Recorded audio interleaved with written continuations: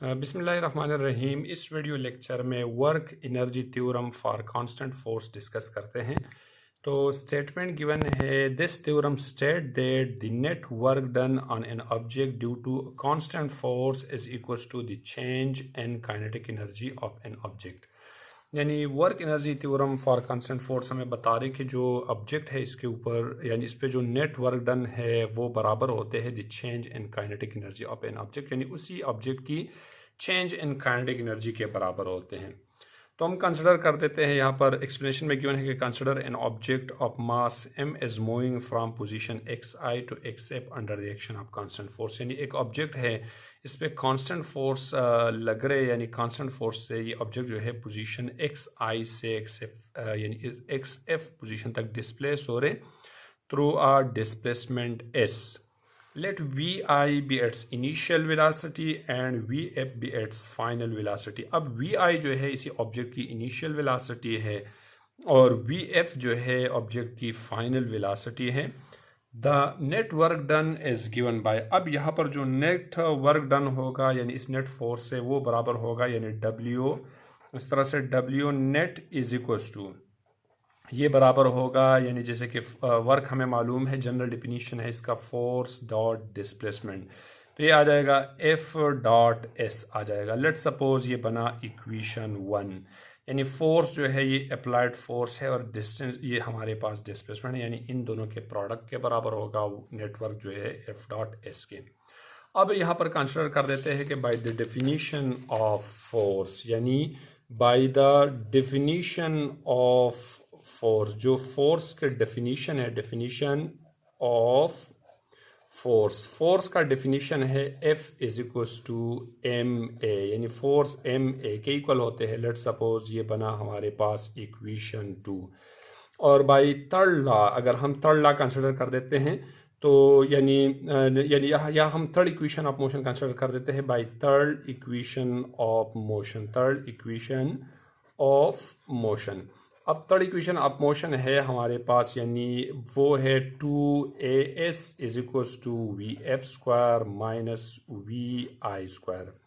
तो यहाँ पर हमने यानी इस इक्वेशन को 2 के अंदर रिप्लेस करना है, तो यहाँ पर a बराबर हो जाएगा, यानी a इज इक्वल्स टू ये बराबर होगा v f square minus v i square divide by 2s आ जाएगा और पुट एन इक्वेशन 1। अब इस इक्वेशन को पुट एन इक्वेशन 2, इसको हमने इक्वेशन 2 के अंदर रिप्लेस करना है, तो f जो है ये बराबर हो जाएगा f is equals to m और एक्सेलरेशन की जगह पर आ जाएगा वी एफ का स्क्वायर माइनस वी आई का स्क्वायर डिवाइड बाई 2s आ जाएगा और लेट सपोज ये बना इक्वेशन 3।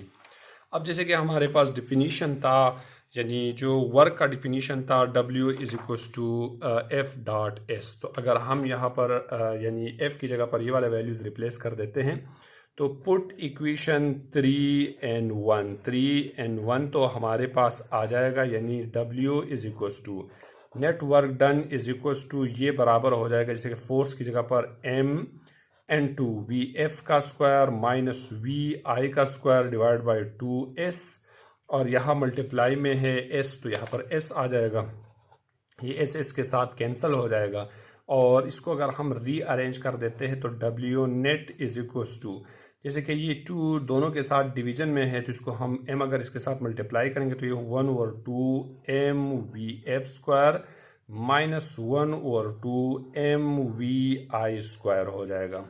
तो यानी ये काइनेटिक एनर्जी फाइनल है, ये है काइनेटिक एनर्जी इनिशियल। इस इक्वेशन को हम लिख सकते हैं W net is equals to यानी kinetic energy final minus kinetic energy initial, इसको हम यू भी लिख सकते हैं या इसको हम सिमिलरली ऐसे भी लिख सकते हैं कि W net is equals to the change in kinetic energy. तो ये बना हमारे पास फाइनल इक्वेशन के कांस्टेंट फोर्स से जो वर्क डन है वो वर्क डन बराबर है the change in kinetic energy के बराबर है। यानी let suppose equation 4 represent the work energy, यानी वर्क एनर्जी थ्योरम है, equation 4 represent the work energy theorem, यानी ये हमें वर्क एनर्जी थ्योरम शो करा रहे, work energy theorem.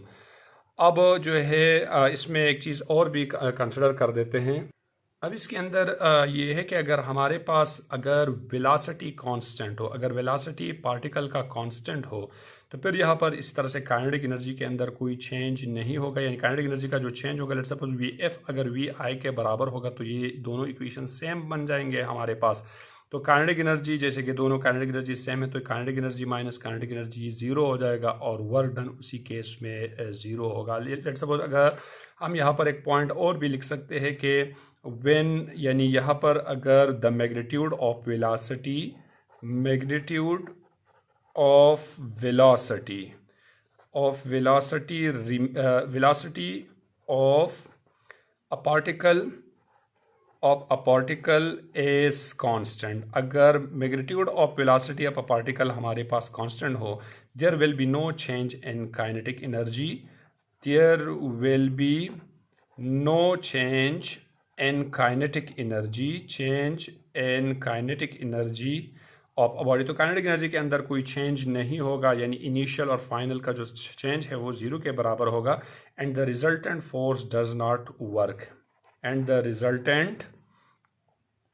Resultant force, यानी अब उस रिजल्टेंट फोर्स से डज नॉट वर्क, यानी वर्क नहीं होगा। यानी इस तरह से अगर हम सर्कुलर मोशन कंसिडर कर देते हैं, तो सर्कुलर मोशन में अगर मैग्नीट्यूड ऑफ वेलोसिटी हमारे पास कांस्टेंट हो, तो फोर्स जो है वो डिस्प्लेसमेंट को परपेंडिकुलर होते हैं। तो इसी केस के अंदर भी वर्क डन जो है, नेट वर्क डन जीरो होते हैं।